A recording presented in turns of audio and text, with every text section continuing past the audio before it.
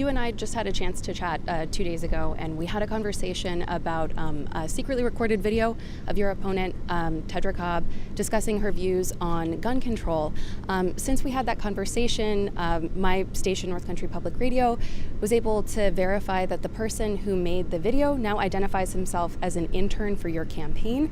And I wanted to ask if that's something that you were aware of, and also if you were, why you haven't disclosed it as you've talked about this issue on the campaign trail. Sure. So my campaign doesn't employ trackers. The NRCC and the DCCC typically run the tracking program. I was not aware of it. Again, as a candidate, we are responsible for our words in public and private settings. So this is an issue where the Cobb campaign is really struggling, and she still hasn't stated her position on the assault weapons ban, which she needs to answer that question for voters in this district. But certainly my campaign is not responsible for that tracker, and I would refer questions to the Congressional Committee. Can you verify that that young man's now working as an intern for your campaign? We have some photographs of him marching with you in a 4th of July parade. You clearly have spent time with him before, and his LinkedIn page identifies him as an intern specifically for Elise for Congress. Okay, I actually don't know the name of the individual, so I'm not aware of that. He's a minor, so we're not publicly identifying him, and his family declined to talk to us on the record. I guess this is, the political climate that we're in. Do you think that this is relevant, and are you okay with that? Employing this young man if it turns out that he is in fact working as an intern with your campaign? I know you say he's with the NRCC, but the way the timeline works as we've seen it, he says he's begun working for your campaign in June of 2018. So my question is, were you aware of that, or did you in any way influence his decision to release the video, since it came out since he says he began working with your campaign directly, not the NRCC?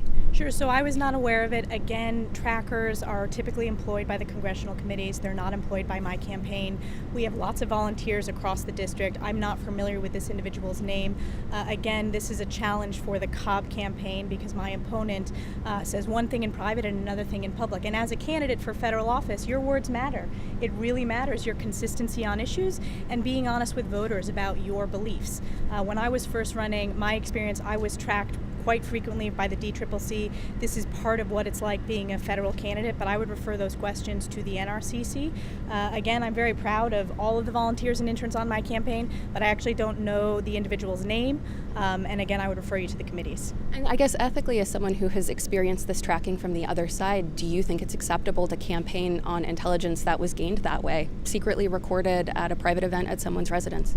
So I've been recorded at all sorts of events, but the difference between myself and my opponent is I'm very clear on my positions, and my positions are consistent and in private and in public, particularly on Second Amendment issues. Second Amendment rights are incredibly important to voters in this district, regardless of political affiliation. So my campaign does not employ trackers. Again, I would refer questions to the Congressional Committee.